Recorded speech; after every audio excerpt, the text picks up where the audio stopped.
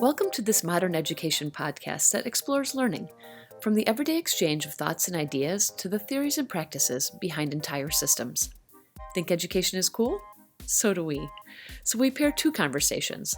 Learn about our guests, then learn from our guests. Share your takeaways, and come back for more. You're listening to Think, Pair, Share with me, Audrey Scott.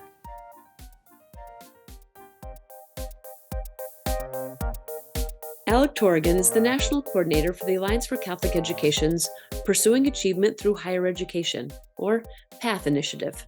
He oversees the growth and improvement of PATH's mission to provide radical accompaniment, opportunity, and formation on scholars' journeys from 6th grade through college graduation. He also works as a member of ACE Teaching Fellows Pastoral Team, assisting with the recruitment, placement, training, and supporting of teachers across the country. Whether playing ultimate frisbee, running a marathon, or doing a headstand on the edge of a mountain, Alec lives life to the fullest, and it's my pleasure to welcome him to Think, Pair, Share. Hello, Alec. Welcome. Hey, thanks so much, Audrey. Great to be with you. How are you? I'm well. How are you? I'm doing well. I haven't worn headphones like this in decades, probably. We're taking it retro today. This is like 1990s, early 2000s. So, but that's right in my wheelhouse, of course. So I should know it. But okay. Whenever I think of Alec Torigian, I always smile. You're a wonderful personality doing so much great work. And I look forward to learning more about it today and a little bit more about you. Some fun sections too. So thank you for being here. Well, thank you very much. Fan of fun. Sounds good. A fan of fun. I have done a teeny bit of investigation on you, and I do think you are a fan of fun. And this is the horrifying part. No, I look forward to maybe prompting a story or two. You know, when I first got here, you were one of the first people I met because the Wills party. Yes, had us over at their lovely family home, and it was nice just to see those smiling faces and know I was a part of a wonderful group of people, an organization, and mission-driven place. So an early thank you to you, Alec. Oh my gosh, the feeling is mutual. Grateful. Yeah, I'm excited for the conversation, and it's great work that you do, sharing all these great stories. So thank you. Well, I think you might be kind of excited and also a little terrified, right? So yeah, probably flip the amounts there, and you got it right, exactly. Especially as we head into the fun section. Fun in air quotes. I think that's appropriate. Yes. Okay. Well, thank you for being open to this as well. But I know we'll have lots to talk about, so I'm going to jump right in so we can kind of get started on a bunch of stuff. But as you may or may not know, if you've been listening this season, we are doing Notre Dame trivia as opposed to the grab bag or just random questions I ask people based on seasons. And so I hope they aren't too tricky, but it's just a fun quiz one way or the other. I feel great about it. Okay. I didn't study, so I think you know the first one, but I did give it a multiple choice just in case. Who founded the Congregation of Holy Cross? Okay, sorry, go ahead. No, I forgot about the multiple choice. Go for it. Might as well guarantee it. Okay. Are you sure? Yes. Hey, maybe bonus points if you just tell me outright. I don't want to be that kid in class. No. Pick me. Okay. Blessed Basil Moreau, Father Edward Soren, or Father Stephen Baden? We're going to go with A, Moreau. Yay. Let's go. Something tells me that's what you were going to say anyway. No comment. I don't like to start out with the hardest ones. So that was good. The confidence is building. Okay, true or false? The historic photograph of Father Ted Hesburgh, hand in hand with Dr. Martin Luther King Jr., was taken at Soldier Field in Chicago. I was thinking Chicago, so I'll go true. Yay. All right. Good job. And I know you later spent a good section of time in Chicago, and I used to live in Chicago for many years. So I thought that was a nice one to add in. And I'm glad that that's a lovely landmark for that photo. Absolutely. It's good to have that shared home and good to have that special moment there. Absolutely. Okay. This is multiple choice because I think maybe a little harder. How tall is the statue of the Virgin Mary atop the Golden Dome? Do you want the multiple choice questions? Absolutely. Okay. I'm like, I don't know. Do you know this one too? Okay. I'll say, so A, 5 feet, B, 17 feet, or C, 30 feet. It's not A. You know what? There's the beautiful story about never let anyone say we dream too small. So let's go 30. Or Or 17. I think 17 would be appropriately large 7 is for the story. Yes. Uh-huh. 7 is so specific. I thought, well, maybe just the randomness of that number would grab you. But It almost did. And then I did the double thought of, no, she wanted me to think that. And, it was you know what? It's half points. I say half points. I accept. Because okay, That's I perfect. believe that you thought of it, and I believe I tricked you. So that's no good. Half points Generous. it is. Plus, you got Generous. bonus points. You really got like A plus plus plus because I know you knew Moreau before I even gave you the choices. So I don't know. I'll take what I can get. Some people are competitive. I appreciate it. Okay.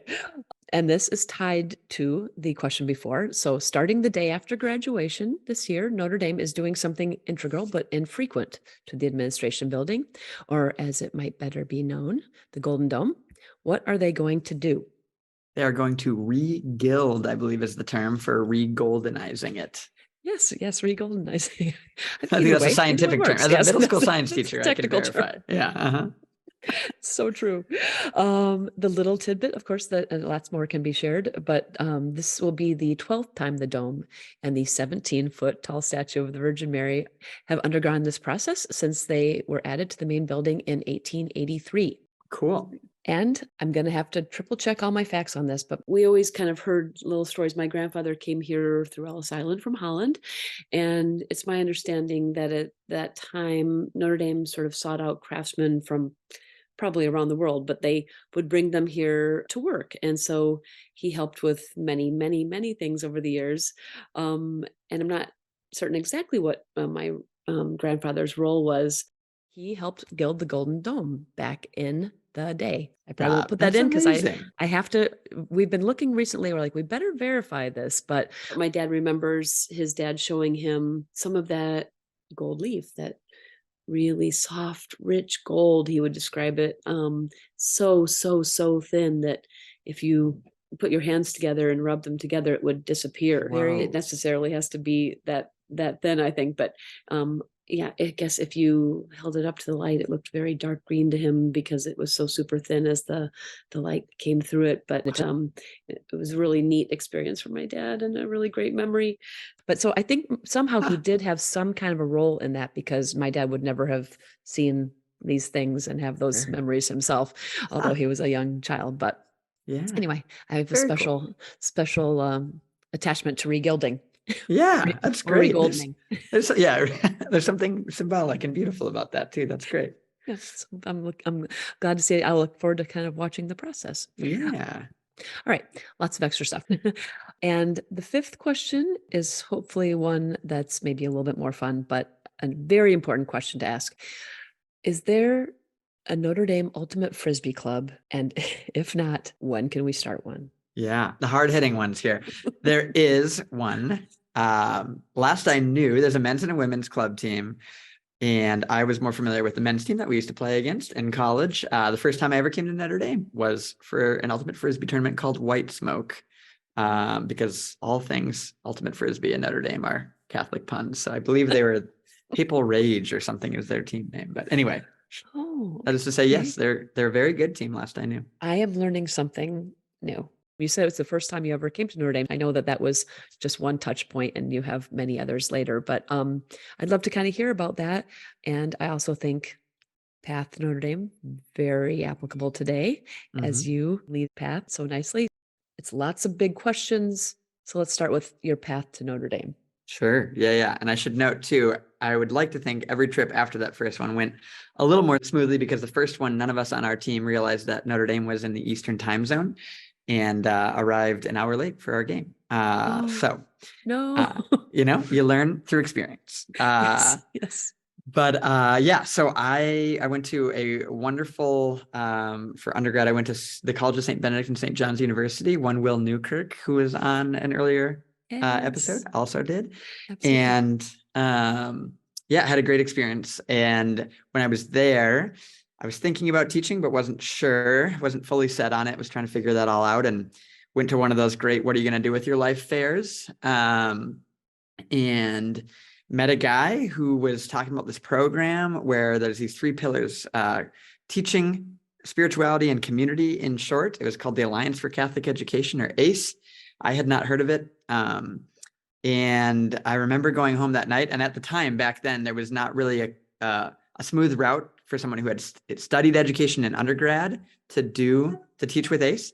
Yeah. And I called my folks that night and I said, hey, I found out that this program exists and I think it's the dream. And so I think I'm going to drop my education major and put all my eggs in this basket. And if it's not meant to be, it's not meant to be.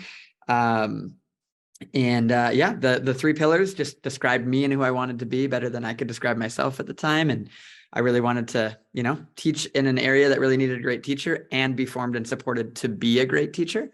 And it just checked all those boxes. And the notion that I would earn a cost-free degree from Notre Dame as a master's was just outrageous to me. And so that was the dream. And I ended up not doing that after my senior year, but I did it a year later. So, yeah. That's a dream, but I didn't do that. I'm just saying, I know there's a wild story behind that. So, yeah. So tell us. Sure. Yeah. It was kind of funny. So teaching with ACE was the dream. And it starts in the summer. Of course, if folks don't know, you get trained for 2 months at Notre Dame. You're doing graduate coursework and getting ready to teach. And I had an opportunity to do a 3rd and final summer of a teaching internship, working with middle schoolers in the Twin Cities in Minnesota. And believe it or not, I had another opportunity to teach abroad after college. And so when I was talking to friends, they're like, ooh, tricky, like dream job or chance to go abroad, dream program. What's your choice? I was like, actually, it's dream program or this internship I've done twice before. But I just felt really, really called to finish what I had started with our middle schoolers in St. Paul, and had a chance to do so. And so I couldn't do both. That was a summer program. And so I turned down the dream so that I could teach for 6 more weeks in St. Paul with these kiddos I'd grown close with, and trusted that, again, if it was meant to be, it would be. So that was through a great program called the Breakthrough Collaborative, which is one of the many things we've modeled, actually, Path, which we'll talk about later after, which is all to say, I taught 1 more summer with my kiddos, and then I taught abroad teaching math and physics and living with monks in Tanzania for a year before lucky enough to get into ACE a year later. As one would do, living in Tanzania with monks. Yeah, I always say I never wanted to leave Minnesota. I thought going to college an hour away from home was too far. So naturally, Tanzania was the next move. They pretty much the same thing. They both have mosquitoes, Pretty close. I've heard that comparison before. Exactly. Oh my gosh. Okay. I want to keep on this track, but I can't let it go without asking a bit about Tanzania. How was that experience? And I know it's led to things you still keep in your heart to this day. So tell me a little bit about that, please. Really, yeah. I mean, I think in a word, it was just deeply formative. I can't think about that time without thinking about the adventures in and out of the classroom, for sure. I'm so grateful for all that I learned from the kids and the monks and the community in the village I was living in. Also, though, the opportunity to be a small part of impacting the kids' educational experience. And yeah, again, having gone to school an hour from home for undergrad, I had spent those 3 summers working with middle schoolers. I had spent talking to kids about the fact that we grow when we're out of our comfort zone, and we're often called to do what scares us. And it was kind of the first big put your money where your mouth is opportunity to say, yeah, that's probably then true for me too. And it stretched me in ways I had never been stretched before. In many ways, it was the hardest thing I had done. But it was a really beautiful experience. And it got to the point where the only thing I applied to from there was ACE, and I had no other plan. If I didn't get in, which I knew was very viable, I had no plan other than to keep living and teaching in Hanga Village. So yeah, just near and dear to my heart still, for sure. That's awesome. I love that. Just to clarify, was that part of the 3 summers? Good question. Totally unrelated. Sorry. There's a program called the Benedictine Volunteer Corps, or BVC, through St. Vincent St. John's. It's a Benedictine connection with my undergrad. Great. Wonderful. Okay. Thanks for that clarification. So I thought maybe, having been accepted to ACE, that you could maybe defer it. Is that not the case? You had to sort of reapply? Yeah, good question. You can't necessarily defer, because one of the beautiful things about ACE Teaching Fellows is it's a need-based placement process. So you're accepted and placed very intentionally for a specific need at a specific school at that time. And the school that was going to potentially have me teach, they couldn't wait a year for me to start, and they were going to fill that and keep it filled. And so I think that's one of the things that actually makes it a really special process. And I was really grateful for team members who explained that well. The other really providential part is it led to a more perfect placement than I could have ever imagined, even though it's not the one I would have chosen for myself, but just trusting the team and knowing me well enough and knowing the schools well enough. It was just a great gift, again, of providence, I suppose, and of the team's wisdom and insight. But so I don't know if that made sense of why you can't directly defer, but unlike another grad school where they just say, yeah, we'll throw you in classes a year from now, that school needs a teacher then, and they theoretically hopefully won't need a teacher a year from now. So Yes, thank you very much for that clarification. and I should say too, the recruiting and placement team at ACE have done a good job of finding creative ways where if someone has a situation like mine, they're able to better set them up for success on a future timeline and find ways, especially now that we have early timelines that aren't as connected with placement. So again, another thing that's changed in the decade plus since I was applying to ACE. Okay, great. Well, that's good. That's nice that they've kind of maybe seen that as an area of adjustment that they can try to make. Yeah, they do an amazing job with that. So yeah. Okay. So when you did come back, you applied, you obviously got in. Where did they place you? And tell me a little bit about that. Yeah, I got in against the odds and was placed at a wonderful school called Most Pure Heart of Mary in Mobile, Alabama, teaching middle school math and science and religion, and eventually taking on other fun roles like athletic director. Wonderful. Yeah. They were blessed to have you in that regard, obviously. But wait, just really quickly, where had you wanted to go, or did you know where you said not somewhere you would have necessarily picked? Or... Oh, yeah. So I think when I was applying, probably because of all the teacher movies that exist in the world, I saw myself in a big city teaching high school, like high school math, teaching, whatever. And when I saw Mobile, Alabama, middle school math and science, I was just like, okay, it's not high school. It's not a big city to my knowledge. Science is not really my jam. What the heck? And actually I forwarded the email, because at that time it was an email, and I was in Tanzania, to my folks. And I was just like, hey, like I got it. And I had been saying like, I would do anything. I'll teach anywhere, anything. And I sent it kind of like honored and humbled to have gotten in. And like, this is none of the things I was like, thought I wanted. And my dad, who was a man of few words, he responded and he said we got on a phone call and he said, this makes perfect sense. And I was just like, I'm not following you here. And he said, Most Pure Heart of Mary, your mom, Mary, is about to have heart surgery, which praise God ended up going well. And that's not usually like his thing to be like seeing signs and all that kind of stuff. But all that is to say, it was a beautiful moment of trust and again, the spirit and then the ACE team. And I cannot overstate the fact that Mobile and Most Pure Heart of Mary became a home to me, and just such a providential, special thing that I got to spend time there. So that's really cool. It does feel like a little sign at the very least. And as you say, providential. Well, I'm glad you were there. And I think you are right. You're exactly where you were supposed to be. So it was not what you were expecting. A lot of people that might listen to this are maybe people who are interested in the program. Tell me about some of those thoughts. Tell me when it changed. Tell me, when you thought, yep, this is right. Yeah, it's a great question. I discussed that with a lot of, accepted applicants and have over the years, especially when I had even more of a role with ACE Teaching Fellows. And I think the big thing that I come back to is something I guess I referenced a little bit before. Part of it is just trust, right? There was no way for me to know Mobile without being there. And I think I also had the gift of the Tanzania experience where it was totally unknown. It was honestly isolating at first because I didn't know the language right away. And so I think I had already been blessed to have learned a bit of that lesson of we come to know and love places by patiently practicing presence there. And so part of it was trusting that experience would map onto this one. And part of it was trusting the team, knowing that I really did believe that they came to know me and had the school's best interest in mind and mine as well. And also I think part of it was just reflecting and saying, hey, if I truly am open to serving the greatest need the best that I can, and there's people who've been doing it for, at that point, almost 20, now over 30 years, let's game on, come Holy Spirit, and let's let it rip, Game on. I love it. Yeah. I don't know. I suppose we all kind of think, oh, I'm in control of things and I know what I want or need, and to sort of let that go. But that is part of that process, and probably part of these people who are just kind of graduating and looking at that next section of their lives. Go do what scares you sometimes. Yeah. Which is easier said than done. And it's easier when you're not the person signing up for 2 years of doing it. But there's just so many stories of it being beautiful. And so 2 amazing, challenging, formative years in Mobile, and then was blessed to join the pastoral team for ACE Teaching Fellows. So essentially helping recruit, train, and support our teachers and be a connection point for our diocesan and school partners across the country. So I did that for 3 years, living and working in South Bend, and then returned to the classroom, teaching for 2 years, middle school math and science, at a wonderful school called the Academy of St. Benedict the African in Chicago, which has become another home to me.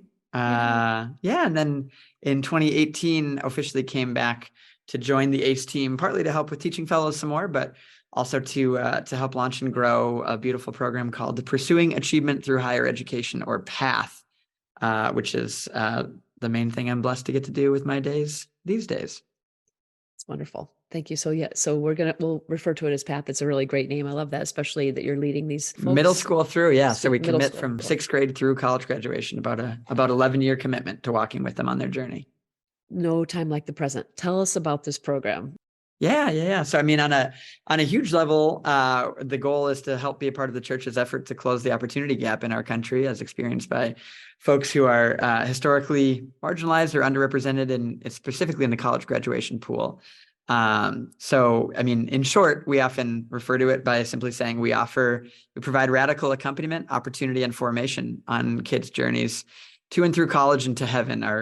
Our goal, and the college always has an intentional asterisk. People often ask, is not college therefore a failure? What if college isn't for everybody, or they don't want it? And our real goal is that every one of the kiddos entrusted to our care is empowered and enabled to have their fullest flourishing in life. And we know that the way that our system and society operates, education is a huge part of making that possible.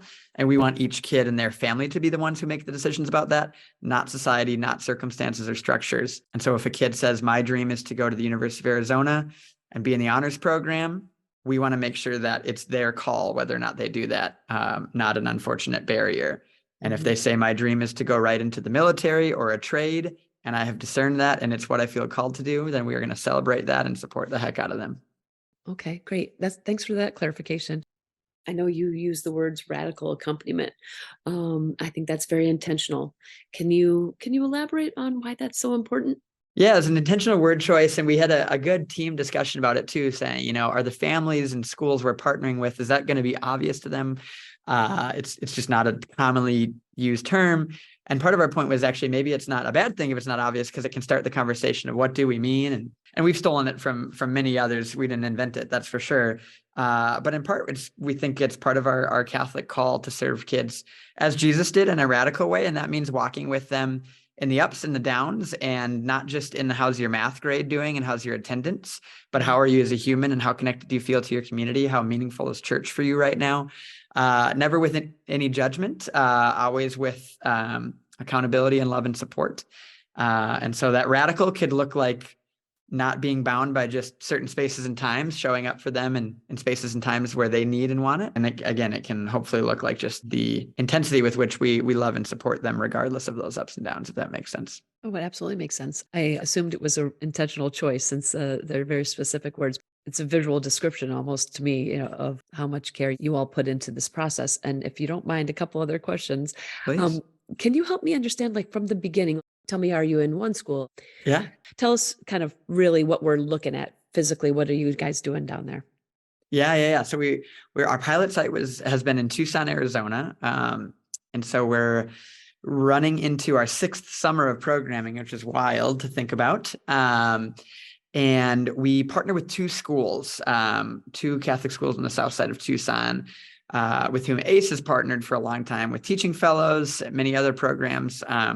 They were for a good while Notre Dame ACE academies in kind of a pivotal stage in their time, and they're just really special school communities, St. John the Evangelist and Santa Cruz. And any child who is in 6th grade at either of those 2 schools, or spends time in the middle school years, 6th, 7th, or 8th grade, we're going to walk with them until they ask us not to, or until they've achieved that higher education goal of theirs. And so we can get into what that looks like. But they go on to about 12 different high schools at this point across Tucson, and we're about to find out how many different colleges, and we just keep walking with them wherever they go. Yeah, that's great. I'm curious, so I'm thinking some of our listeners will be curious too. When these children are in these schools, the school makes it known that this is part of a process that begins with all the students at sixth grade.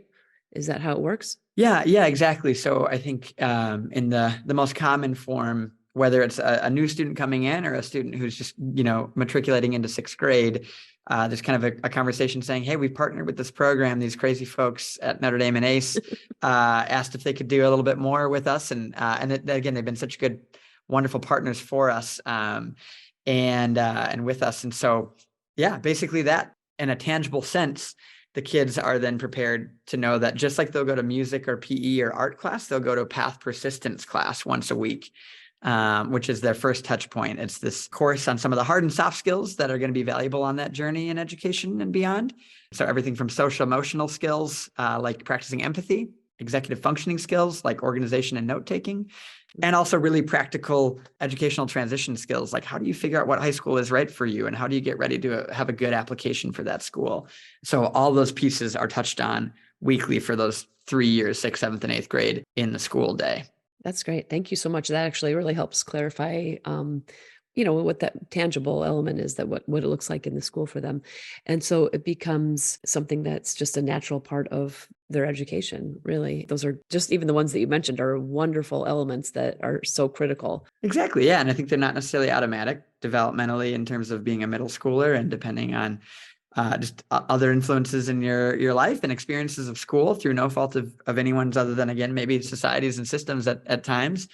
Sometimes we just need a little bit more attention to growing those skills and those dispositions. And we've been gifted with a small but mighty wonderful team who has been doing that. So we have ACE Path team members who are in the schools each day. And that's just the first touch point. The first kind of piece of our supports is that path persistence class. I often joke that the elevator pitch still requires kind of a tall building. There's a taller building. Can you tell me what you mean by that? Absolutely, yeah. So that path persistence course is the first piece, sixth, seventh, and eighth grade. There's also an optional opportunity for our kiddos in their middle school years called the Path Rising Summer Program. Mainly optional is because a lot of the kiddos, not having explicitly opted in, right, and just going to sixth grade at these schools, they have many other things going on in summer sometimes. So the kids who participate get to do kind of a half summer camp, half summer school, with the goal being certainly keeping them fresh on math and reading and writing and science, but also really helping to just kind of further solidify healthy mindsets in terms of just their ability to be a learner and be successful and confident in school and curious and ask questions and delve into their faith and community. And a big piece of that is that our teachers in that program are current college undergrads. So there's a dual kind of mission there where we're also forming potential future educators, especially with a focus on recruiting and retaining more teachers of color and teachers from the communities that we serve.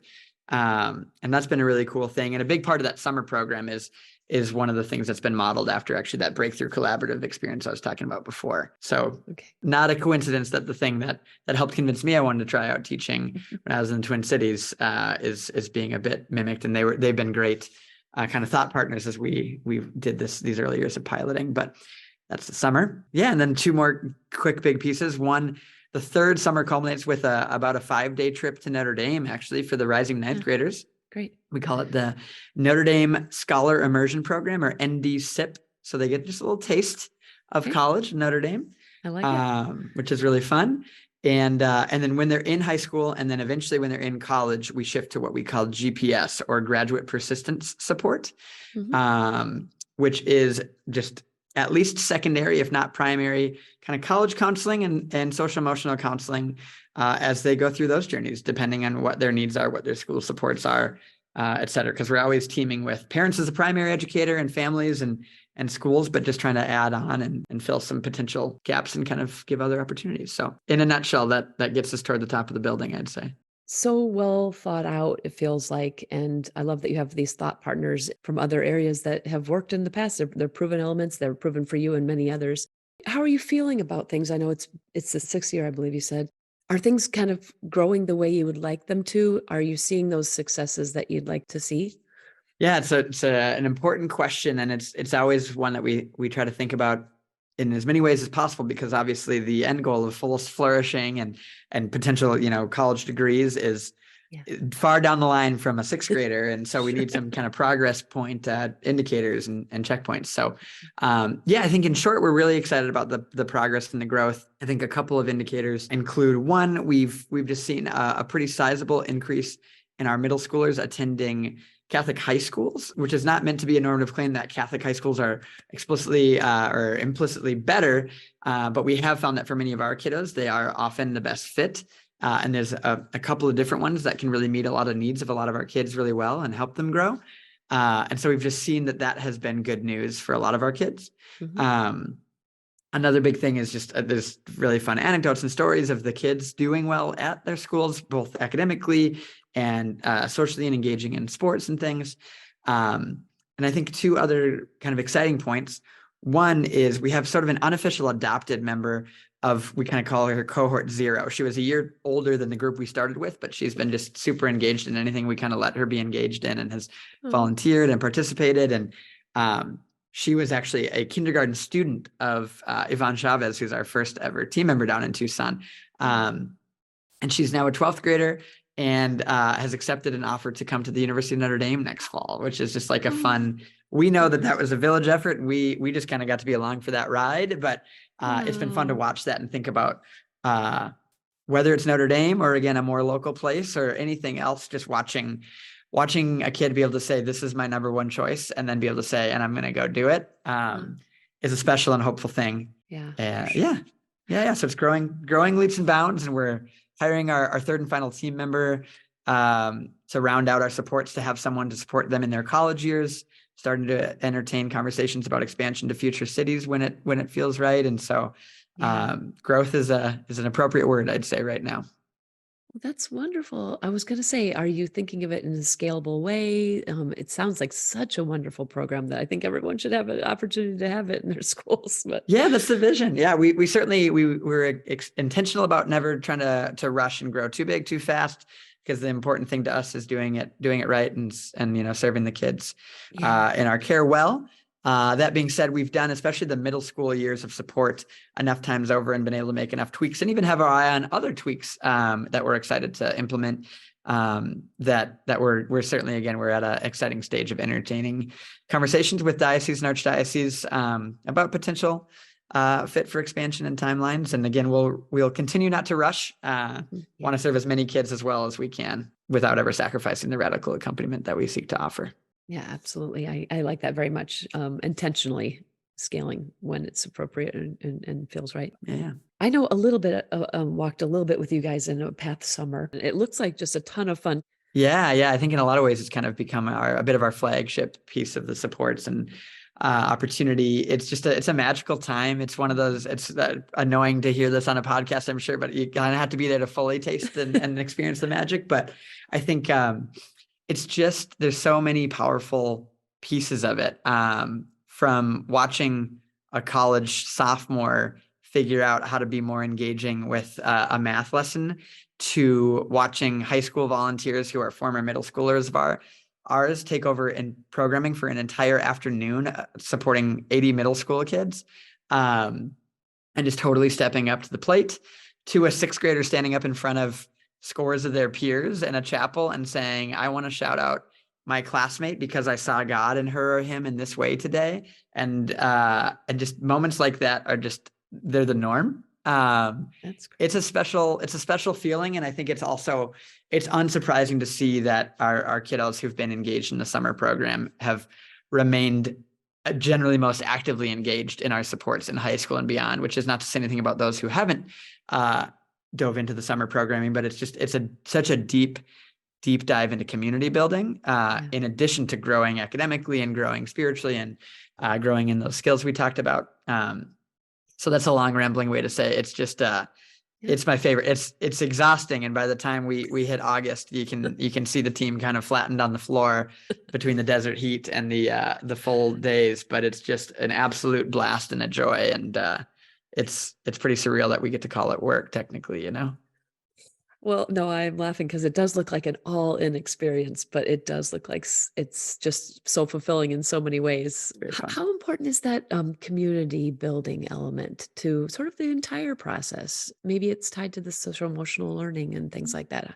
Can we talk a little bit about that? Yeah, it's deeply important. I think that's one of the many reasons why it makes sense for the Alliance for Catholic Education specifically to be doing this, because it aligns with those three pillars that we talked about at the beginning. They're all integrated and just deeply and inherently interconnected. And so community, I think, is so foundational to what we hope to do, for a couple of reasons. I think one is we believe that is part of the call of our faith. Again, that we exist in our relationships, and we're made for each other to be better together. To steal a lot of lines that a lot of our colleagues use all at once. They're all good. Can't pick just one. But I think also there's a lot of great research and experience that has shown that it is in fact explicitly impactful in positive outcomes in schooling. And so the more that we can, if this is going to be an 11-year journey and we're going to have an intentionally small but mighty team, part of the idea is we're actually hoping to help foster deep connections and community so that our kiddos are helping each other along the journey too. That's actually so much more important and helpful in some ways. And the other thing too is very specifically, our kids come from 2 middle schools and then go on to, like I said, upwards of a dozen different high schools. And so to be able to know that you're never alone, again, quite literally, and say, hey, we maybe didn't go to the same school before. That's an area that we think has been beautiful, and we also want to deepen and figure out how to improve on. Again, things like that Notre Dame trip are a deep dive kind of community build, but how to bring everyone into the fold, I think it's going to make a huge difference in the college years, even more so, I think. So. Yeah, I think I agree. I'm sure of it, and I look forward to hearing about some of those successes going forward too. This is maybe an aside, but I've heard some stories. Actually, tell me if you don't want me to ask this. Is what I'm saying. Okay. I would love to hear sort of a story from some of the kids. I think when they came Yeah. here, are you okay with sharing something like that? If I ask you, Happy okay, to. all right, thanks. I don't want to make No, you you're feel great. like you whatever, we don't have permission, but you don't have to say names or whatever. Yeah, but- yeah. Okay. I know that I've been able to see firsthand some of the young folks come here for that visit in the summer to Notre Dame, and I've just heard some wonderful stories from them themselves. I know you have even more. Is there one or two you might share about their feelings about the program? Yeah, I think I can go chronologically super early, super late. So I think the third day, maybe second day ever of our summer programming, way back in the summer of 2018, we had a kiddo getting on the bus at the end of the day, and they said, before we were Santa Cruz kids and St. John kids, and now we're all just Path kids. So to your point of community, I mean, it's just Yeah. it was just so genuine, right, from a 6th grader, and that's really part of the goal, right? And so that was special for sure. And I think to your point about especially the meaningfulness of these trips up to Notre Dame, for example, short though they may be in the span of 11 years, I will never ever forget we were headed back to late night to the dorms. But late night was actually a pretty perfect time for the kiddos to call their folks with the time zone change. Yeah, that's And right. so one student was on the phone with her mother, and I just kind of happened over here, and she started by naming this really cool connection she was making between things that folks had talked about at different parts of the day. And it was just cool as a teacher to hear, the actualization of learning there. But then she goes, Mom, it's just so pretty here, and the people are so kind. I can't wait for you to visit me when I'm a student here.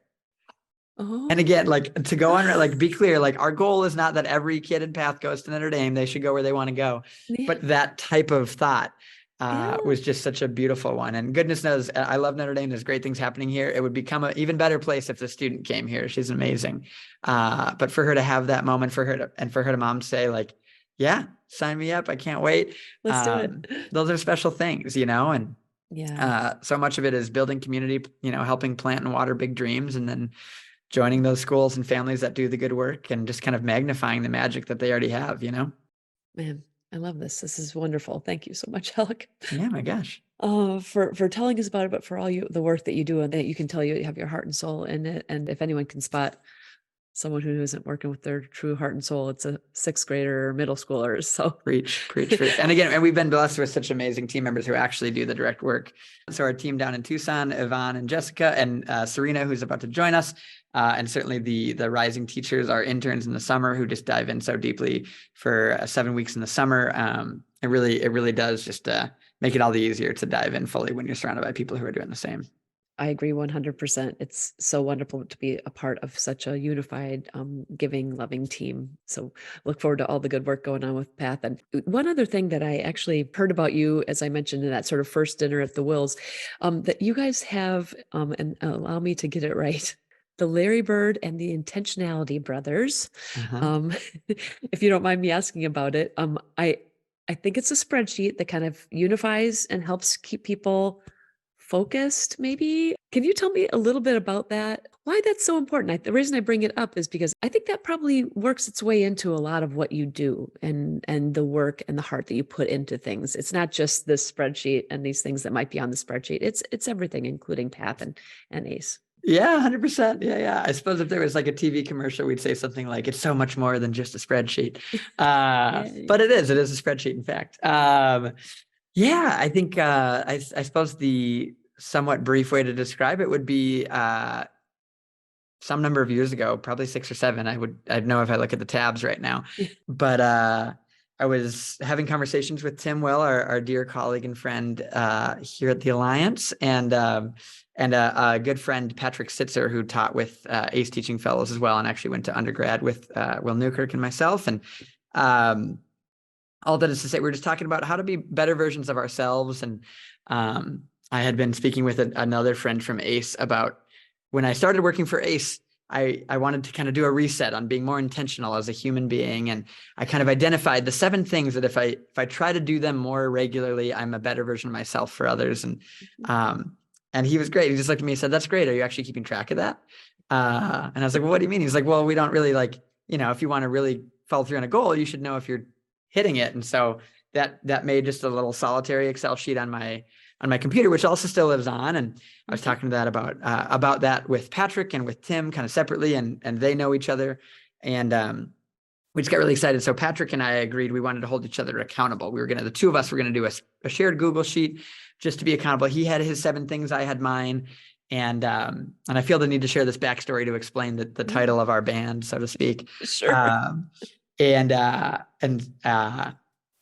One day I was at a wedding actually, and sitting next to Tim Will, and we were talking about intentionality. And I told him about this idea that Pat and I had with the spreadsheet thing. And he said, "That sounds amazing. I want in if that's okay." And I texted Pat kind of on the side, and I was like, "I know we said it was just the 2 of us. I'm so sorry, but Tim Will asked if he could join." And Pat's immediate response was, "Tim Will? He's the Larry Bird of intentionality." And I just showed that to Tim, and Tim at this wedding showed me his sock, and his sock had Larry Bird on it at this wedding. Oh And we took that as another sign. We're I love people the signs. looking for signs. Yep. And so that day, the shared Google sheet, Larry Bird and the Intentionality Brothers, was born. Again, it's been at least 6 years, if not more. Actually, it's definitely been more. That we just kind of keep track of how many of the 7 things we do in a given day. It's not a competition. It's just an accountability opportunity. And it's also just like we share a little snapshot of our day too. And so despite having been in different cities, different years from each other, we can just kind of see what's going on in people's hearts and minds and lives, and check in and support. And we have summits every once in a while where we kind of talk about any lessons we've learned or relearned that are making us a little bit more accountable to this intentionality. And again, not surprisingly, coming back to that theme before, we are better when we're in community, and going from that solitary spreadsheet where I just check in compared to an ongoing conversation where we lovingly hold each other accountable, it turns out better outcomes. Who knew? So Who knew? Absolutely. I think that's wonderful. Any chance you would tell us what some of those 7 things were?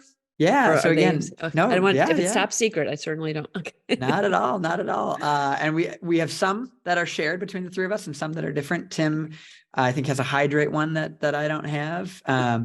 I have. That is important though. Yeah, absolutely. Hydrate or dihydrate, the kids say, I believe. I have prayer, journal, which is at least one sentence of something that brought me joy each day. Reading, physical activity, healthy sleep, which is a tough one to get the point for. Future work, which is spending some time doing something that's meaningful for how I might grow in work, in any capacity. And what did I not say? That's really bad. Years and years of doing this.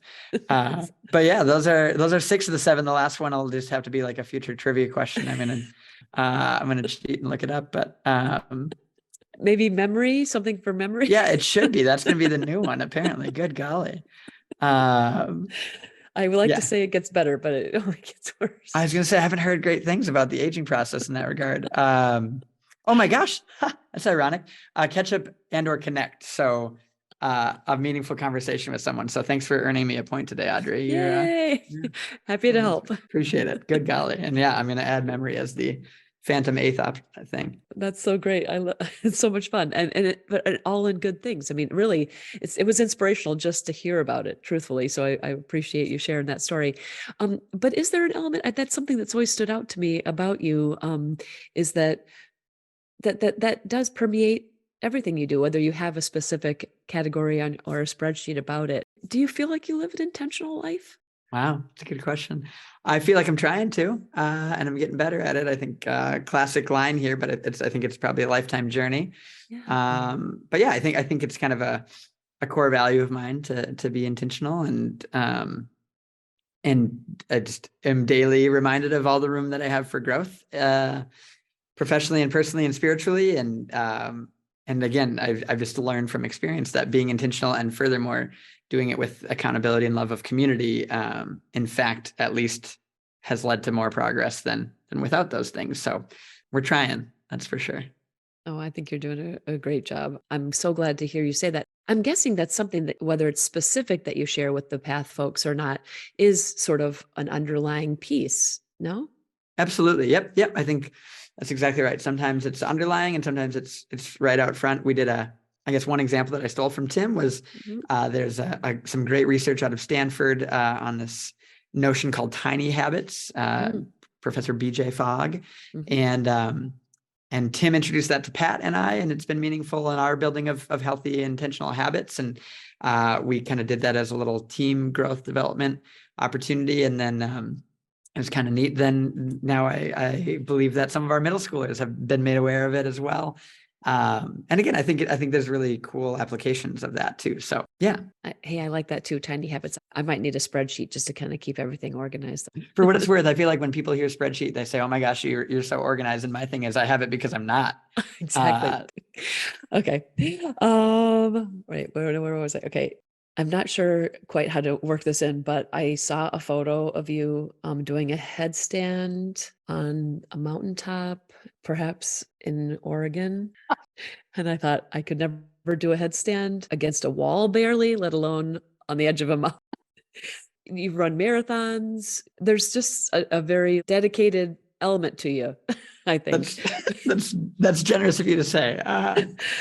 And it's fascinating. I think it's energetic, I guess. Is there, I don't know, do you always do headstands? Was it just the moment to do it? What was that? Yeah, that's a good question. I think, in the general sense for your comment, I think, we just been gifted an amazing life and earth to inhabit, and it's been fun to use it as fully as possible. And the headstand thing in particular is a tradition that I guess began for me in college. Typically it's on beaches, but I had a service trip as my first time going out of the country that my best friend convinced me to go on because he predicted that I would actually spend a year abroad before I ever thought that was reasonable. So all that is to say, we were there, and one of our trip leaders, she was really wonderful. We were at the beach and she said, "You know what's even better than looking at out at the water is looking at it upside down. There's just something special about a new perspective." And she went with the simpler route of just kind of, cranking her head down. And sand is a really great place to learn how to do headstands anyway. And so an old high school friend of mine had taught me how to do them. And short story long, from then on, anytime I'm on a beach, I try to, ideally with no one watching, try to do a headstand, and likewise any other kind of just unique for me and beautiful landscapes, like to do the same, just for kind of another new perspective on the beauty. And Yes, back on the Adventurous Ace Bus Tour days, which would be its own podcast. I so wish I could have been on that. Oh man. It was The something. stories I could have garnered. Yeah. The told and the untold. But yeah, so Steve, I was not as sly as I thought I was going to be with that one. It was a little harder on the Rocky Mountain top in Portland, but Steve snagged a picture, and every few years I hear about it or see it from him. So God bless him. I think it must be inspirational to him too. I looked at it in wonder because I thought, oh my God, no way. I would be so worried about falling over the side. Oh man, it was fun. It was cool. And as much as I like to not be seen in those moments, it was kind of fun that Steve did snap that, because I don't have, a lot of images of me doing it in my own mind. So hard to get those. It turns out, yeah. Hard selfie moment there. Okay, wonderful. I've so enjoyed this conversation, and I would love to just keep going and keep going. But I always kind of finish up with, are you hopeful about the work? Are you hopeful about how things are going? I'd love to just get your perspective on that. Yeah, deeply hopeful. It's one of my favorite questions too. So I love that you ask that every time. Yeah, if I could, I mean, happy to share two thoughts on that, and you can take them or leave them. I think one is an abstract, but so much of our work in Path is about mentorship in another word.